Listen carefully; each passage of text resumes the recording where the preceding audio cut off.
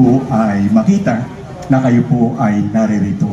Alam po ninyo, ako po ay, dati nung ako po ay nasa Amerika, ako po ay hiyang-hiya na ako po ay Pilipino.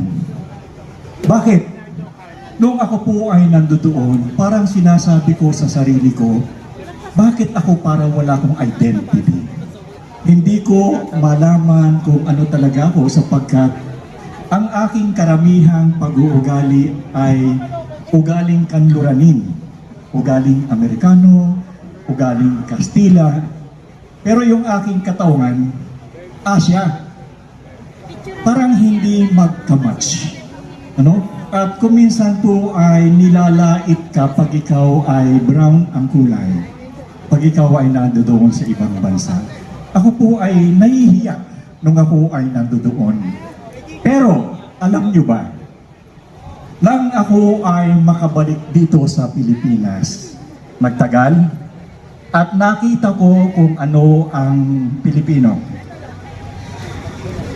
Wala pong tao sa buong mundo na katulad natin.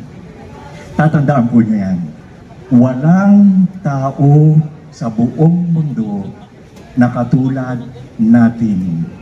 Ako po ay nagkaroon ng pribilehiyo na makapagtrabaho sa isang sensitibong gawain na kung sa trabaho ay mag-alam ng maraming bagay, hindi lamang dito sa Pilipinas, kundi sa iba't ibang bahagi ng ating po.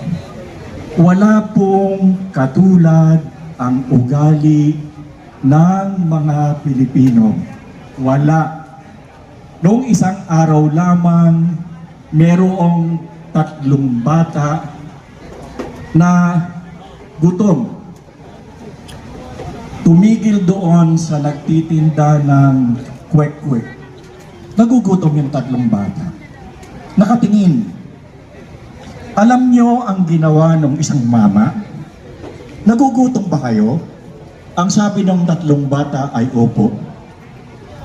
Binilhan niya ng pagkain ang 3 bata. Saan kayo makakakita ng ganitong klaseng tao? Hindi ba kumain tayong lahat? Nabusog tayo? Hindi ba? At lahat ng yan ay galing sa kabutihang loob ng ating kapwa. At napakaraming bagay na magagandang pag-uugali meron tayo na hindi po pwedeng lampasan ng kahit sinong tao dito sa mundong ito. Wala. Ako po'y nanggaling na sa maraming lugar. Nakita ko po, wala tayong katulad. Subalit, ito ang tingnan ninyo. Sa kabila ng ating kabutihan, sa kabila ng ating katalinuhan, sa kabila ng ating kasipagan, sa kabila ng halos lahat ng pag-uugali o katangian ay nasa atin na, subalit hanggang ngayon tayo ay lugmok pa rin sa kahirapan. Alam niyo ba kung bakit? Ang sabi nila kung minsan, we are barking on a wrong tree. Tayo po daw ay tumataho doon sa hindi talagang dapat na tahulan. Mapapansin natin dito ngayon, ako lamang po ang magsasalita, probably iba sa issue natin. Sapagkat ang issue natin ay korupsyon. Subalit, ako ay lalampas muna doon dahil hindi ako magsasalita pa doon. Magsasalita na sila. Pero isang bagay ang gusto kong ipaabot sa inyo. Kung bakit tunay tayong mahirap. Tatandaan nyo, basta may Amerikano, may gulo. Ulitin ko, tandaan nyo to. Basta may Amerikano, may gulo. Simula noong 1898 na sila'y dumating dito hanggang sa kasalukuyan, ang Pilipinas ay hindi natatahimik. Anong meron ngayon sa Pilipinas? At bakit meron tayong kaguluhan? Akala niyo ba yung issue ng politics has nothing to do with the military issue doon sa tinatawag na foreign policy ng Amerikano? Meron. Bakit? Isang bagay ang napansin ko. Nagbagyo. Hindi ba? Marami ang namatay. Lumindol. meron ba kayong nakitang isang Amerikano na tumulong sa mga Pilipino? Wala! Pero noong una, sa BFA, Balikatan, ako po ay laang kawal dati. Ako po ay Brigade Sergeant Major ng Civil Military Affairs Brigade Reserve dyan sa Camp Aguinaldo. Pero ako po ay nag-resign sa pagiging sundalo reserve at laang kawal sapagkat hindi ako po pwedeng magsalita habang ako ay nasa loob ng institusyon. At upang ako ay makapagsalita, ako ay nag-resign. Yan lamang ang tanging paraan. Kung kaya ngayon, ay akin pong sinasabi na ang tunay na suliranin ng ating bansa ay yung pagkakaroon ng base militar dito sa ating bansa. Hindi sila papayag. Meron pong dumadating.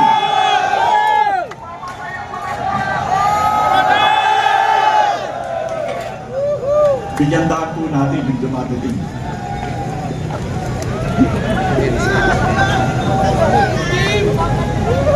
Again, babalik po ako doon sa Visiting Forces Agreement.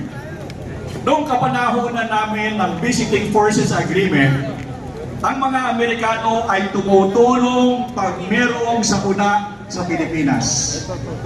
Pero nung dumating ang EDCA, na ngayon ay merong base militar sa Pilipinas, na ang sabi nila nung una ay 4, naging 9, pero naniniwala po ako na ito ay nangkas doon ng bilang. Sa dami nila dito at sa dami na kanilang mga gamit, wala kayong nakitang isang helicopter ng mga Amerikano na nagdala ng tulong pa natin Pilipino. Bakit? Sila ay nagtatago upang hindi makita ng mga Pilipino ang kanilang presensya sa ating bansa. Bawal sa kanila ang ma-expose. Tandaan niyo yan. At itong ginagawa kong ito sa pagsasabi tungkol sa kanila, delikado ang ating buhay. Bawal ma-expose ang Central Intelligence Agency.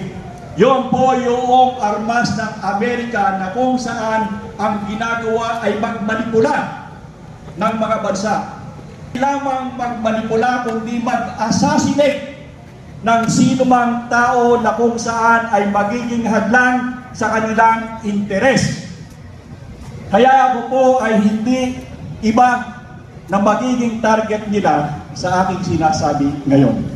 Now, bakit ko to sinasabi? Kahit na tayo magpalit ng administrasyon, hindi sila pipigil na makialam sa ating bansa. Bakit? Tandaan niyo ito. Ang kaaway ng Amerika ay dapat kaaway natin. Kung hindi natin kaaway ang kaaway ng Amerika, tayo ang magiging kaaway. Napansin nyo ang previous administration. Nasaan ang previous administration ngayon? Dahilan sa ito ay kaaway nila. Hindi po pwede na hindi ka magdudusa. Hindi po pwede kahit sino man na po pwedeng pumigil sa kanilang interes. At kapag ginawa mo yan, magiging kaaway mo sila at natural wala kang laban. Yung matanda nandoon sa The Hague, akala nyo ba kung sino may gawa niyan? Gawa nila yan. Dahil hindi yan po pwedeng tumigil dito sapagkat ang taong yan ay simbolo ng mga Pilipino na detrimental doon sa interes ng mga Amerikano. Napansin nyo ba na walang ginawa, walang katigil-tigil na ang pamilyang ito'y ilubog nila? Bakit? Sapagkat ito ay detrimental sa kanilang interes. Ano ang kanilang interes? Na wala naman tayong pakialam. Tandaan ito, ang interes ng mga Amerikano, wala tayong pakialam. Bakit? Ang kaaway nila ay ang China, dahilan sa pinuprotektahan ang Taiwan. Ang magkaaway ay ang China at ang Amerika. Ano ang kinalaman natin dito? Wala tayong pakialam sa awayan ng dalawa, subalit mapapansin ninyo pati ang ating sandatahang lakas ay nakikisama. Bakit? Ang kaaway ng Amerika ay dapat kaaway ng Pilipinas. At kapag hindi kaaway ng Pilipinas ang kaaway ng Amerika, doon ka sa The Hague pupunta. Assassination ang aabutin mo. Kung meron kang negosyo, bangkarote ka. Ito ang nasa likod ng lahat ng suliranin natin. Starting 1898 pa hanggang sa kasalukuyan. Sayang tayong mga Pilipino. Napakaganda ng ating kaugalian na walang kapareho kahit sa buong mundo. Wala. Sabi ko sa inyo, nanggaling na ako sa maraming lugar. Gawain ko yan sa gobyerno noong araw.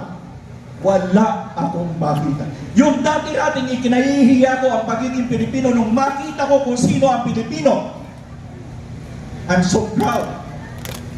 Kahit kayo ngayon dito, tandaan ninyo, sa bawat isa sa inyo, nananatili ang kabutihan. Kindness. Hindi ba? Kung meron kayong nakita na nangangailangan, maniwala kayo. Tutulong at tutulong kayo. Hindi nyo pababayaan. Kahit yan ay kaaway ninyo, gagawa kayo ng paraan para matulungan kayo. Bakit? Sapagkat tayo ay Pilipino, ito ang ugali natin. Subalit patuloy na sinisira na kung saan ang kapwa natin Pilipino ang ginagamit upang hindi sila makita sa kanilang ginagawa. Nakita nyo, awayan tayo ng awayan, nandito tayo nakatayo, dahilan doon sa korupsyon na nangyayari. Alam niyo kung hindi yan interest ng Amerika, pipigilan nila yan. Pero dahilan sa ito'y nakatutulong na itago ang kanilang interest, hindi natin sila napapansin, hindi natin sila nakikita, kaya okay lang, mag-away kayo, walang problema. Yan ang ating katatayuan. Bakit ko alam? Ako ay nagtrabaho doon sa isang institusyon na kung saan ay may kinalaman sa foreign policy. Kasama ako ng mga taong yan sa matagal na panahon kung paano magmanipula ng hindi lamang ng lugar kundi ng bansa. Kaya alam ko kung ano ang kanilang ginagawa. Isa sa katibayan, nung magkaroon tayo ng eleksyon ng 2010, itong sakto, para sabihin nyo naman ako'y kolaboner. Hindi. Bibigyan ko kayo ng isa. Noong 2010, dati-rati, ang umahawak ng eleksyon ay NAMFREL. Hindi ba? Sino nakakaalam na NAMFREL dati ang namamahala sa eleksyon? Subalit noong 2010, ang NAMFREL ay pinalitan ng PPCRB. Tama? Tama ba ako? From NAMFREL to PPCRB, pinalitan yan. Galing sa konsepsyon papunta sa mga pari. Alam niyo ba kung sino ang nagmanipula at sino ang nagpalit niyan? Central Intelligence Agency. Sa pamamagitan ng Malaan po naman nandiyan, lapit po dito.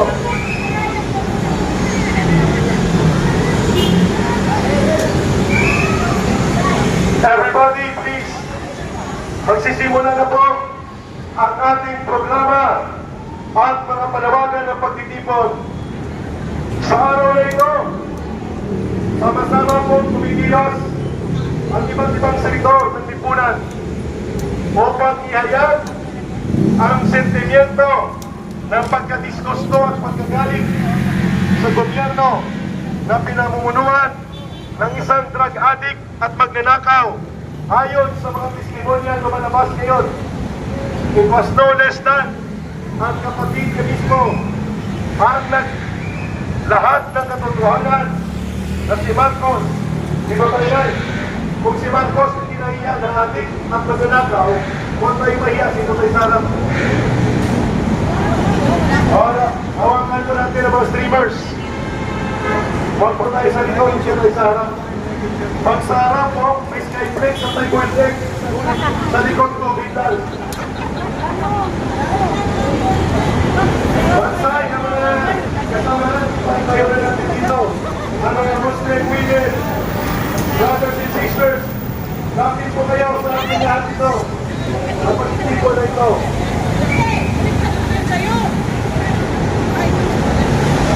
Sa lahat po, ang mga gustong sumama, pwede na po kayo magtipon-tipon at sumama dito sa ating pagtitipon sa harap ng EDSA Ortigas Junction.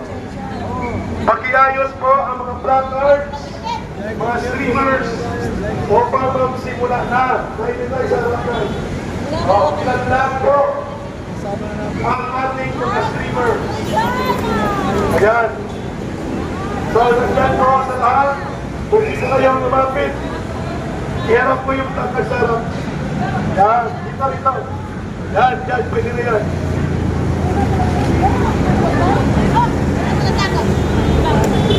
Sa mga nandyan sa likod, pwede na po pumunta dito. Kung nandyan sa loob, pamibili mo niya. Pamibili kayo ng zona at si Papa sa Robinson. Habang hindi po kayo bumibili, punta mga kayo dito. Okay? Sige. Exactly 2 o'clock, mga 15 minutes, magsisimula ang ating pagtitipo na ito. Lapit po kayo. Pwede kayo lumawa ng mga viewers. Magsisimula tayo in 15 minutes.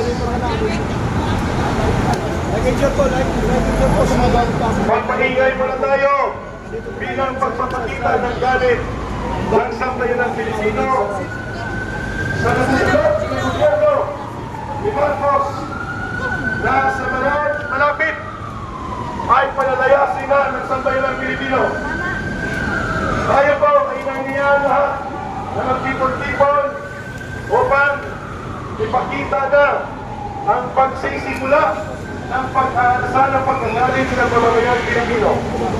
Lapit po kayo mga kababayan at sisimulan natin sa Vice Palestine magkikita ang lahat ng Paray.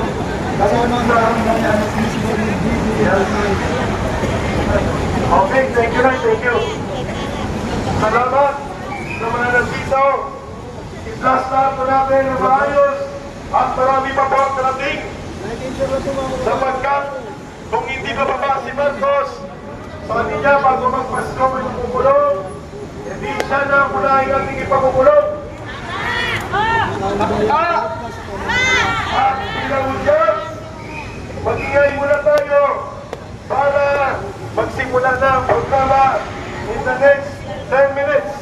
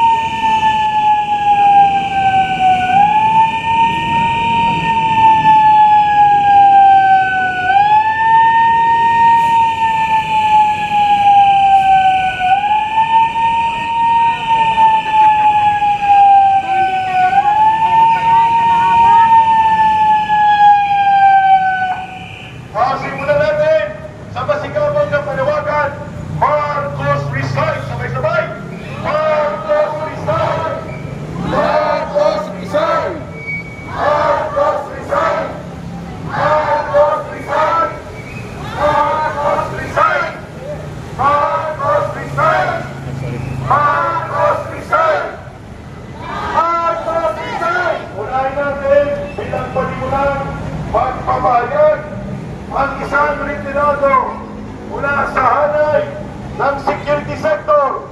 Walang iba, kundi si retired General Chaos sa pagbubukas ng ating programa.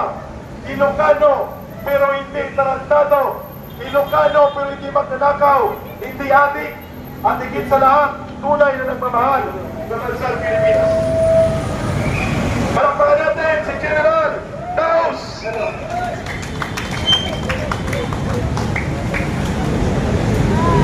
Magandang hapon mga kababayan, kapwa ko Pilipino. Nagsalita na po si Senator Amy Marcos, isang sitting senator at kapatid ng ating Presidente PBM. Ang sabi nila, bakit daw pinagkanulo ang kanyang kapatid? Mas nanaig daw ang ibang tao dahil tinutulig sa ngayon si Senator Amy Marcos na nililihis daw. Kaya daw ginawa dahil pinoprotektahan niya ang sarili niya interes. Dahil mismo walang tumatay atik daw si Presidente Marcos at wala kakayahan na ng mag-lead ng ating gobyerno dahil napapalibutan siya ng mga demonyo at sinasamantala ang kabayanitan ni Presidente Marcos. Iniyag niya ang katiwalian sa Senado at sa Kongreso, ang malawakan pagnanakaw ng pondo. Hindi pa nga naiyano lahat kundi tungkol sa flood control projects. Kagabi, ako po'y naawa. Hindi ako naawa kay Senator Amy Marcos dahil matapang niyang ibinulatlat ang matagal na niyang tinitimtim na maayos ang kanyang maayos ang kanilang pangalan ng Marcos. Dahil ang pangarap niya nung binigyan silang muli ng pagkakataon na ilitin ang honor ng mga Marcoses ay hindi niya inaasahan na uuwi ito sa kabiguan. Kaya gusto niyang isalba hindi lang ang kapakanan ng kanyang kapatid, kapakanan ng pamilya ng buong Marcoses at ang buong kapakanan ng mga Pilipino. Dahil hindi kaya ni BBM na maging presidente. Sinabi niya yun sa kanyang speech. He is not fit to become a president because of his mental condition. Dahil nga siya ay addicted sa pinagbabawan na drugs. Kaya ang masasabi ko, si Ombudsman Remulla, hinahamon kita ngayon. Ombudsman Remulla, imbestigahan mo si Marcos, ang ating presidente. Dahil although meron siyang immunity from suit, pero hindi siya immune sa investigasyon. Dapat malaman ng kung anong ahensya dahil mismong kapatid niya may privy at personal knowledge sa kalagayan ni Presidente. Dapat malaman kung sino at kung saan niya kinukuha ang drugs. Dahil isa sa mga problema natin ngayon ay ang drugs. Noon ay napigilan ang pagkalat ng drugs. Pero ngayon, para rin candy na ngayon, kayo po, kung sino man ang gustong magpatuloy ang nakawan, ang kriminalidad, ang addiction, alam kampihan nyo, ang mga magnanakaw. Dapat po ay nandito lang tayo sa tama. Ang ginawa ni Aileen Marcos ay isang mahirap na damdamin kung bakit niya ito, mismong kapatid niya ay kanyang ibinulgar ang isang adik. Kaya sino po ang hindi maniniwala? Kapatid niya mismo. Naging kasama niya ng ilang taon, magmula bata, nakilala niya at alam niya ang behavior at attitude ng kanyang kapatid. At bunsong kapatid, gusto niyang mailigtas si BBM at ang bansa natin dahil niya napapaligiran siya ng demonyo yung mapagsamantala pinagsasamantala nila ang mental condition ni BBM dahil nga siya ay nalulung daw sa tropa. Yun lang po, dapat po natin pagpatuloy ang laban na ito. Dapat na magbitiw na si BBM sa kanyang pwesto.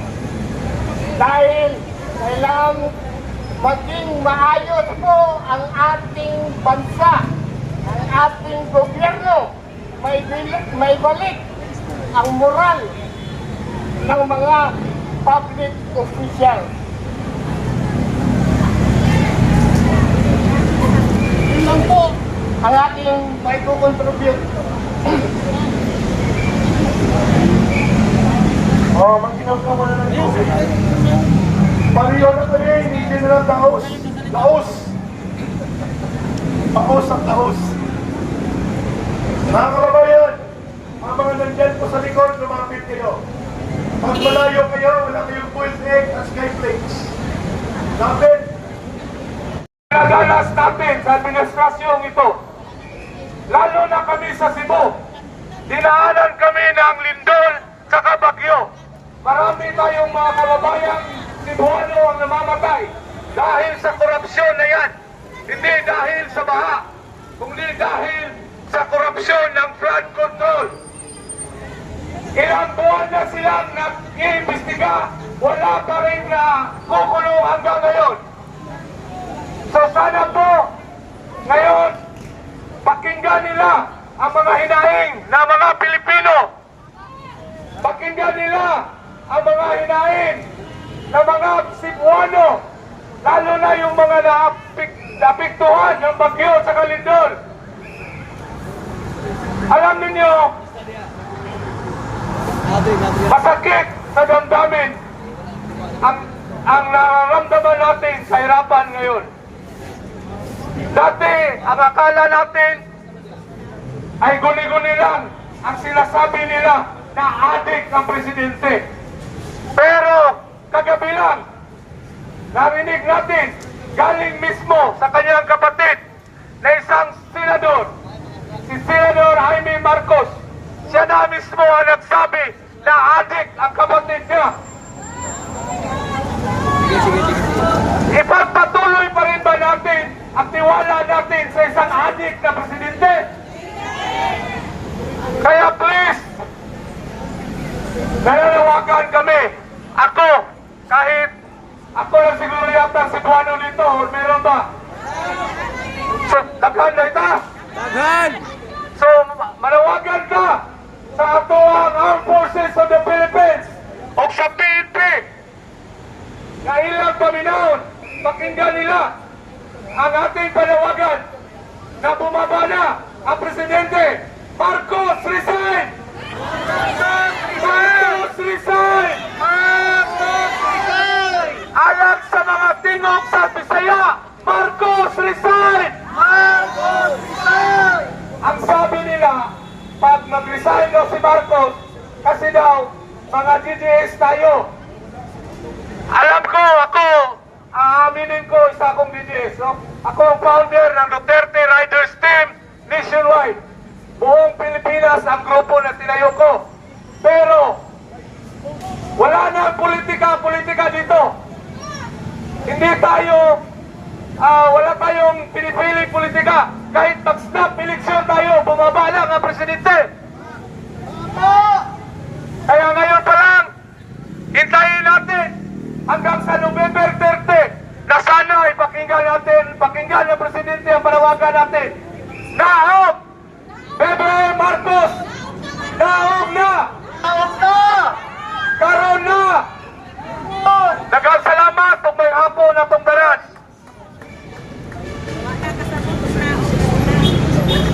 Marcos resign! Marcos resign! Marcos resign! Marcos resign! Marcos resign! Marcos resign! Marcos resign! Mga Pilipino, pakinggan ninyo ang boses ng sambayanang Pilipino. Kami araw-araw na nandito upang manawagan na bumaba na sa pwesto ang walang utak na Pangulo dahil nalulong sa droga at drug addict. Sabi nila, merong ilan lang naman na ayaw daw sila kay Bibi Sara kung mawala at bumaba si Bongbong Marcos.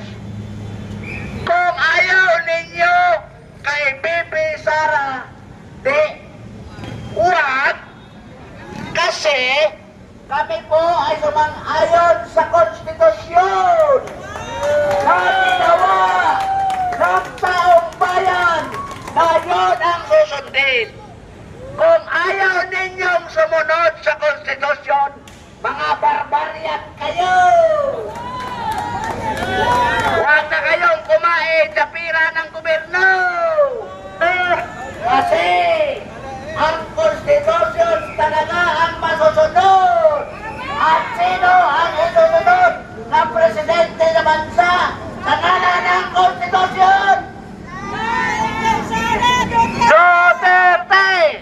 Duterte! Duterte! Duterte! Duterte! Yan!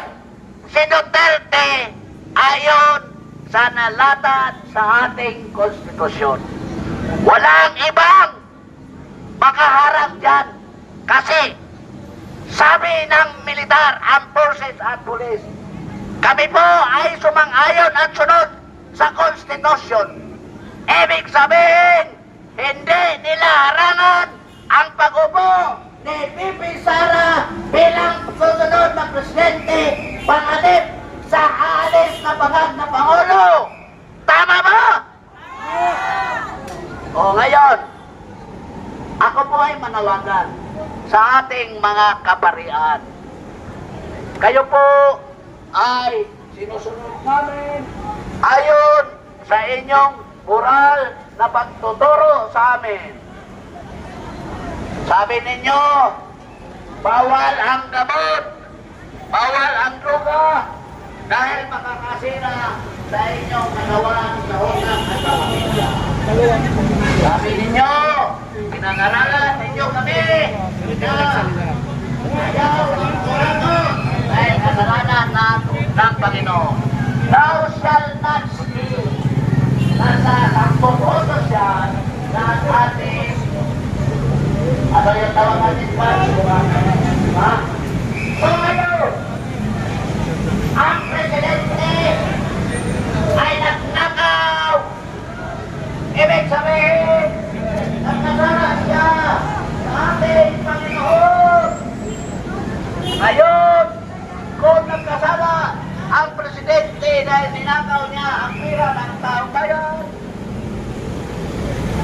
naliligaw na kayo.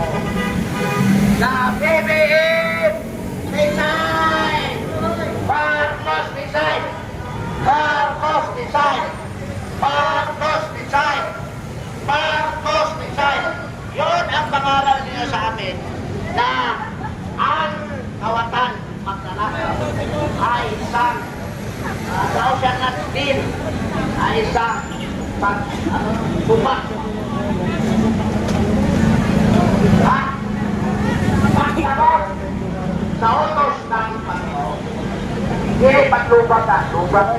Dapat. So ngayon, let us not break the law of the Lord that has been sent to us by God. That no servant is a crime against God. So we hope ang ating kaparihan ng CBCP manawagan na ng Marcos design! Marcos design! Marcos design! Marcos design! Ating nangyayang ay ni Marcos, kapatid, si Bongbong ay nahihiya na at Bongbong gumawa ka na. Saan ating gumawa ka na? Kasi pinahiya ko na ang angkan natin. At tatay natin magkanakaw. Tayo pa ay maging magkanakaw. Wala nang mga pinabukasan ng ating pamilya mo. Ang mga apo natin, ang mga anak natin ay nahihiya na ang kanilang harapin sa bansahin mo. Maawa ka, Bongbong, sa ating pamilya. Bumaba na lang tayo dahil ikaw ay adik, ang pamilya mo ay adik. You are consuming 29 grams a day per person, per family. Isa si Castro, si Seymour, si Prensa, si Lisa. Nag-29 grams consumption of cocaine a day. Bakit tira ka talaga ang pamilya ka? Sabi ni Jaime, bababa ka na dahil nahiya na kami. Sabi naman ni Jaime, Romualdez, pinahiya mo ang pamilya mo, Romualdez. Magnanakaw! Ikaw ang magnanakaw, nananakaw, ibigay mo kay Bongbong Marcos. Sabi yan Santos, sabi na ni Saldi, so, sabi nila, si Saldi ko, bilyong pera sa Malinda, ibigay ko kay Martin at ibigay niya kay Bongbong Marcos.